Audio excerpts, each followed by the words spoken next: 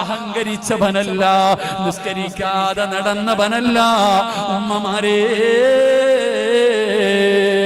അല്ലാഹുവേ, ഒരു പെണ്ണിന്റെ ഔറത്തൊന്ന് കണ്ടതിന്റെ പേരില്, കുളിച്ചുകൊണ്ട് നിന്ന ഒരു പെണ്ണിന്റെ ഔറത്ത് നോക്കിയതിന്റെ പേരില് സഅലബത്ത് ബിൻ അബ്ദുറഹ്മാൻ എന്ന് പറയുന്ന ചെറുപ്പക്കാർ അല്ലാഹുവിന്റെ റസൂലിനോട് പറയുന്ന രംഗമാണ്.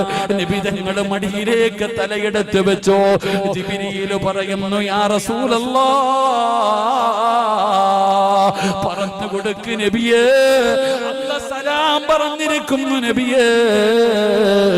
ഈ ലോകത്തെ മുഴുവനും പാപങ്ങളുമായി അവൻ അല്ലാഹുവിന്റെ മുമ്പിൽ ചെന്നാലും അല്ലാഹു മഗ്ഫിറത്തുമായി കണ്ടുമുട്ടുമെന്ന് പറഞ്ഞു കൊടുക്ക് നബിയേ. അവിടെന്ന് പറഞ്ഞു കൊടുത്തു എന്ന് ചരിത്രം പറയുമ്പോ, ചെറുപ്പക്കാരാ, ഒന്ന് ചിന്തിക്കുമോരെ, എന്റെ കാര്യം ഞാൻ ചിന്തിക്കാ, നിങ്ങൾ ഓരോരുത്തരും നിങ്ങളെ കുറിച്ച് ചിന്തിക്ക്. കണ്ണുകൊണ്ട് കണ്ടത് പാപമാ, ചെവി കൊണ്ട് കേട്ടത് പാപമാ, നാവ് കൊണ്ട് പറഞ്ഞത് പാപമാ, കൈ കൊണ്ട് പിടിച്ചത് പാപമാ, കാലുകൊണ്ട് നടന്നത് പാപത്തിലേക്കാ, ഹൃദയം കൊണ്ട് ചിന്തിച്ചത് പോലും പാപമാ. ഓരോ ദിവസവും ചെയ്തു കൂട്ടിയ ഇന്നത്തെ ഒരു ദിവസത്തെ കണക്കെടുക്കാൻ പറ്റുമോ ചെറുപ്പക്കാരാ? ഇന്നത്തെ ഒരു ദിവസത്തെ കണക്കെടുക്കാൻ പറ്റുമോ? പിന്നെയല്ലേ ജീവിതകാലം മുഴുവനും ചെയ്തു കൂട്ടിയത്.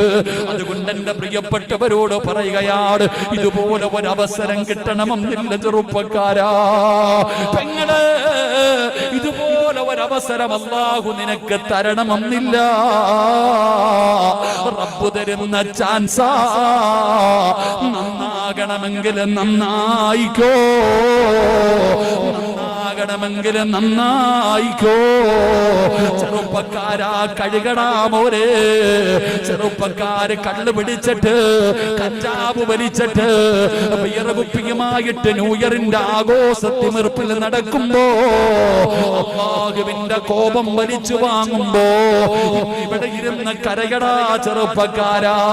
ഇബ്ലീസ് കരയട്ടെ, ഇബ്ലീസ് കരയട്ടെ. നിന്റെ മുമ്പിൽ പരാജയപ്പെട്ടു പോയെന്ന് കരുതിയിട്ട് പെങ്ങളെ കരമോട് ഉമ്മാനോട് ചോദിക്കുകയാണ്, എന്റെ ഉമ്മമാരോട് ചോദിക്കുകയാണ്, ഇനി എന്ന് നന്നാകാനാ ഉമ്മ? പ്രായമായില്ലേ ഉമ്മ? മുടി നരച്ചില്ലേ ഉമ്മ? ഒരുപാട് രോഗമായില്ലേ ഉമ്മ? കൂടപ്പറപ്പും കുടുംബക്കാരും കൂട്ടുകാരും കബറിനടിയിലേക്ക് പോയില്ലേ ഉമ്മ? ഇനിയെങ്കിലും ഒന്ന് നന്നായിക്കൂടെ പെങ്ങളെ, നന്നായിക്കൂടെ? ഒരുപാട് തെറ്റ് ചെയ്തില്ലേ?